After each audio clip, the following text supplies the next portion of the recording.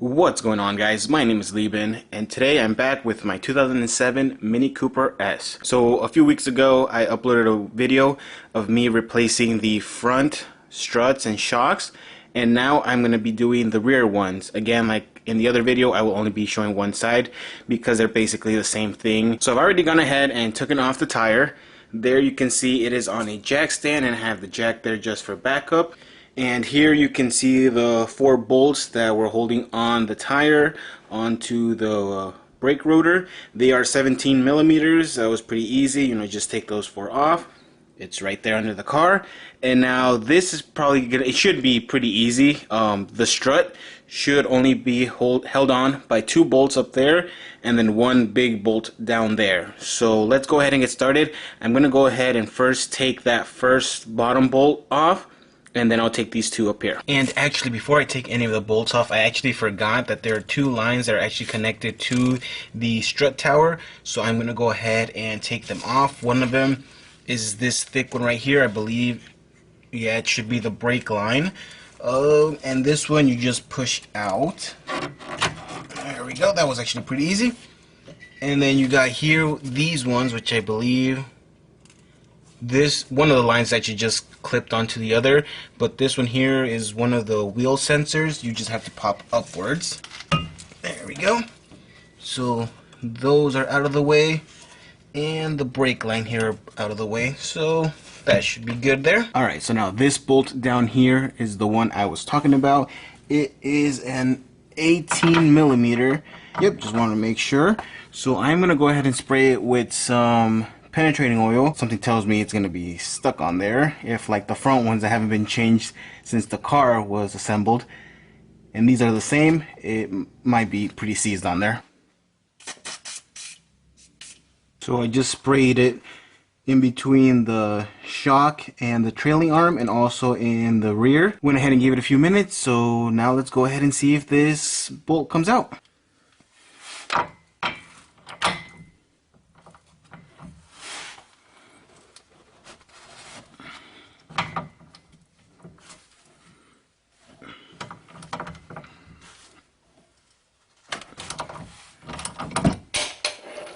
So I'm not gonna lie, wasn't as hard as I thought it was gonna be, which that's always a good thing.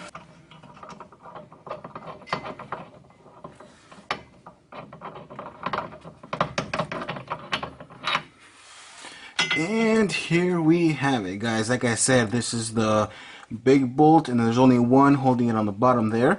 So now we can move up to the top 2. So these 2 bolts up here are actually pretty easy to get to. You can actually see them from the wheel weld.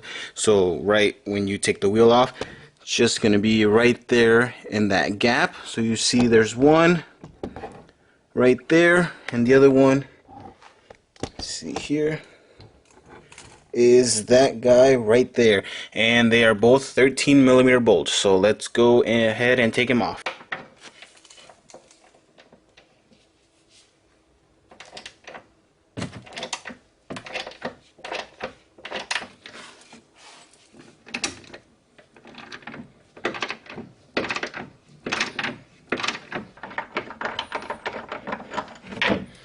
Alright, here is the top bolt number 1. Now we just need the last guy.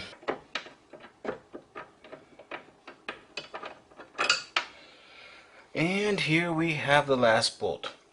Now just make sure when you take this bolt off, go ahead and hold on to that strut assembly so that it doesn't fall down and tug on some of those lines that were really close to it. Just want to make sure you don't damage anything. But now this guy should just fall out.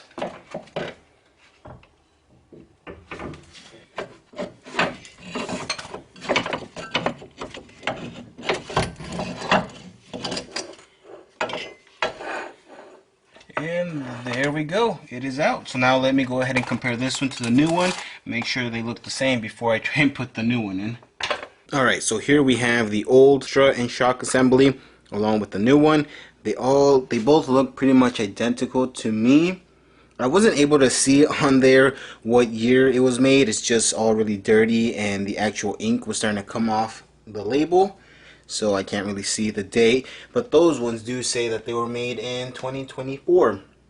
The only thing that I've noticed that's different is that This one here, it comes with this bracket, but it doesn't come with the actual rubber shield, but that's no problem. I am able to just take this one off and put it on that one, so that should be pretty easy. But other than that, you know, they look similar enough to me that I can go ahead and put the new one back on.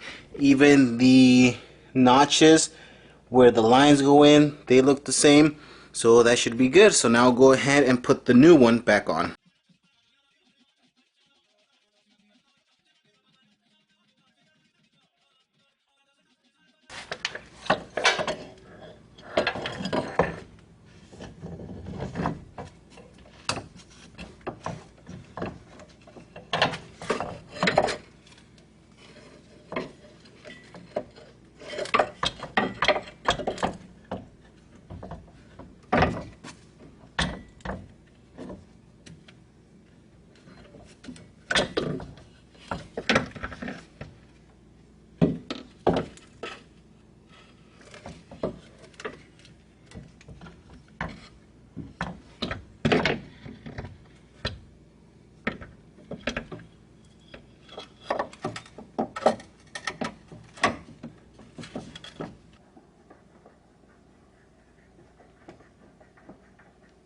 Okay, I have both of the two top bolts now on there. I haven't tightened them because I still need to put the bottom one, and I want to have some flexibility to make sure I can align it good. And as you guys saw in the previous clip, I also went ahead and used a wire brush to quickly clean off the bolts. I just did that to make it easier for them to go in. Sometimes with the grime and stuff like that from the years of it, you know, driving on the road sometimes makes it harder for the bolts to go back on. And I believe some of these also might have had some thread lock on it. At least that's what it looks like. I do not have any, so I'm just gonna go ahead and put it back on like this. But yeah, now let's go ahead and put this guy on the bottom. So to align the entrance of the strut to the trailing arm, you actually have to push down the trailing arm a little bit so you can align them. And there's a lip on the strut, so you'll see when you let go, it'll catch. Now it should align up and let you thread the bolt. Might need to wiggle it a little bit. And I don't know the torque specs for any of these bolts, so if you guys want to do it to spec, you guys are gonna have to go ahead and search it up online. I'm just gonna go ahead and tighten it down until they feel pretty tight.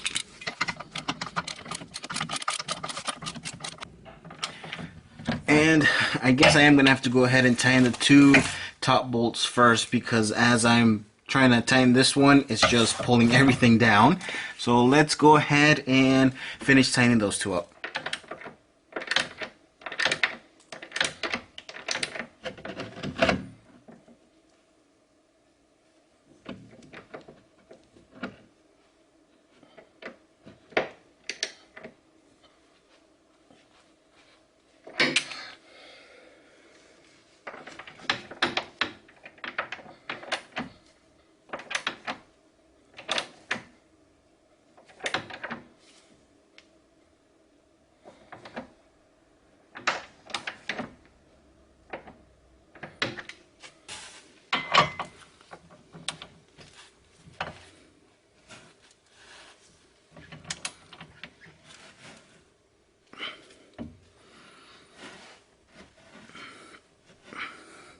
And now that that bolt is tightened, we can go ahead and connect the lines back onto the strut tower.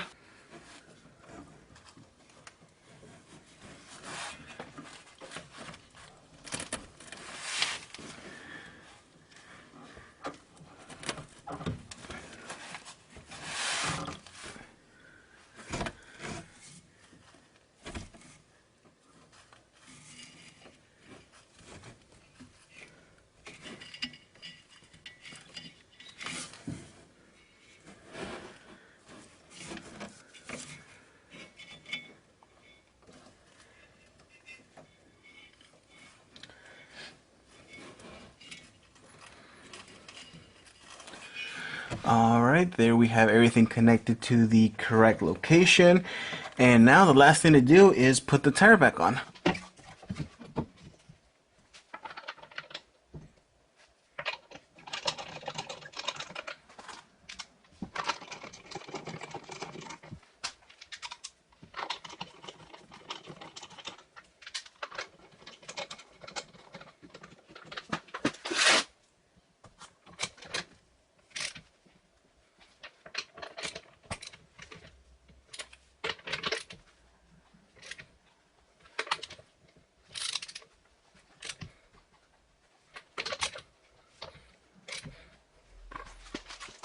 And there we have it, guys. So I went ahead and set the car on the floor.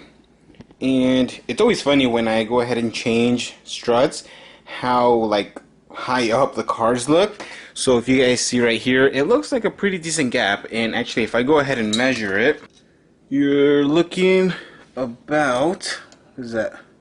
Like a 5-inch gap right there. And that is only because the spring hasn't really settled yet. So it's still it's riding pretty high. But honestly, if I probably go ahead and sit here on the back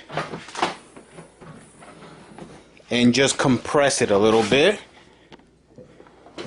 it will honestly probably go down an inch or so. So if we go ahead and take another look here now, the ride height should be a little bit lower. Let's go ahead and level this here.